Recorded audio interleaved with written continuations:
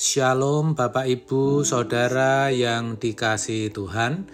Seri pengajaran hari ini berjudul Rela Tidak Memiliki Harga Diri. Saudaraku, mengikuti Tuhan Yesus harus berani menanggalkan harga diri. Harga diri artinya kesadaran akan berapa nilai yang diberikan kepada diri sendiri. Ini bisa ditentukan dengan bermacam-macam ukuran sesuai dengan filosofi hidup seseorang. Ada yang menilai dirinya dengan pendidikan, pangkat, materi, atau kekayaannya.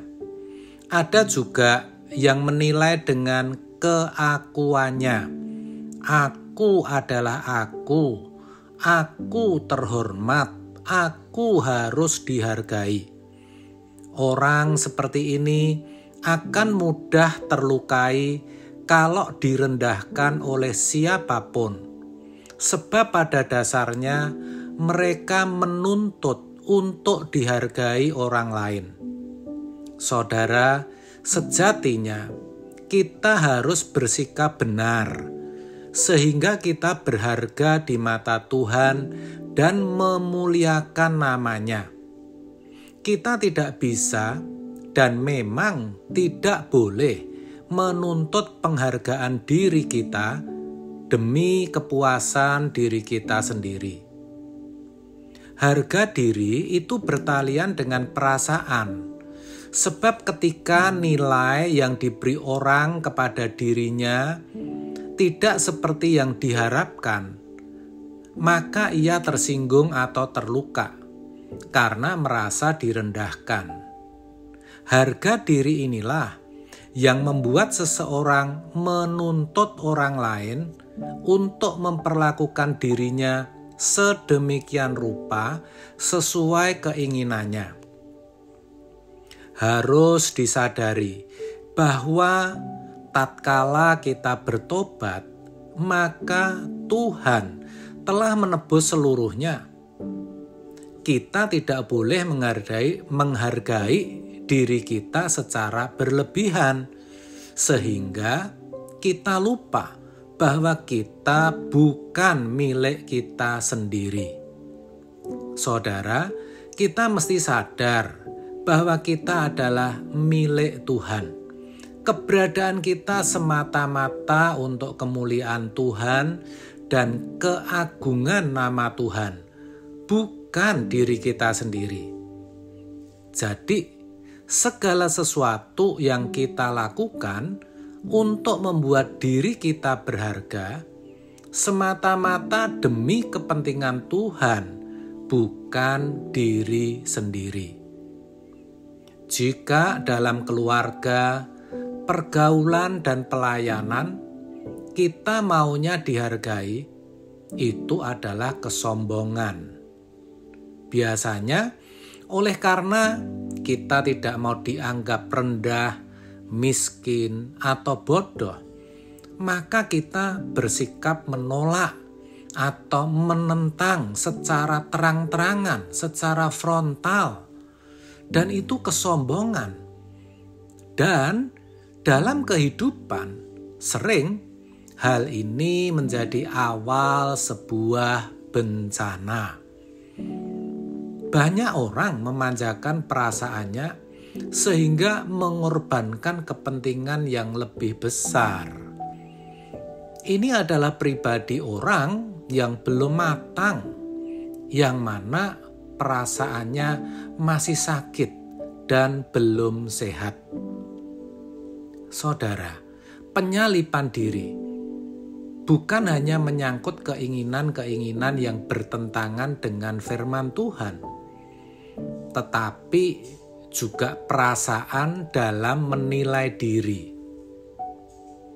Dalam Filipi 2 ayat 5 dituliskan, "Hendaklah kamu dalam hidupmu bersama menaruh pikiran dan perasaan yang terdapat juga dalam Kristus Yesus." Nasihat Paulus kepada jemaat Filipi ini bertalian dengan hidup bersama dengan jemaat Tuhan. Di mana ayat sebelumnya mengatakan demikian. Jadi karena dalam Kristus ada nasihat, ada penghiburan kasih, ada persekutuan roh, ada kasih mesra dan belas kasihan. Karena itu sempurnakanlah sukacitaku dengan ini. Hendaklah kamu sehati sepikir dalam satu kasih, satu jiwa, satu tujuan, dengan tidak mencari kepentingan sendiri atau puji-pujian yang sia-sia. Sebaliknya, hendaklah dengan rendah hati yang seorang menganggap yang lain lebih utama daripada dirinya sendiri. Dan janganlah tiap-tiap orang hanya memperhatikan kepentingannya sendiri, tetapi kepentingan orang lain juga. Ayat 1-4. Saudara, ayat-ayat ini merupakan panggilan untuk melayani Kristus yang bertalian dengan hidup bersama dengan orang lain, di mana Tuhan mau agar orang percaya menganggap yang lain lebih utama dari dirinya sendiri. Keutamaan ini harus dipahami dengan benar. Artinya, kalau kita mengutamakan orang lain, itu demi kepentingan Tuhan, bukan demi kepentingan siapapun atau apapun. Maka saudara, kalau kita meneladani gaya hidup Kristus itu, tujuannya agar kita menjadi berkat bagi orang lain dimanapun kita berada, bisa mendatangkan keuntungan bagi orang lain dalam bingkai pelayanan pekerjaan Tuhan. Hal itu sama artinya kita menjadikan Tuhan Yesus sebagai Tuhan atas hidup kita, sebab demi kepentingannya kita rela tidak memiliki harga diri. Amin. Tuhan Yesus memberkati.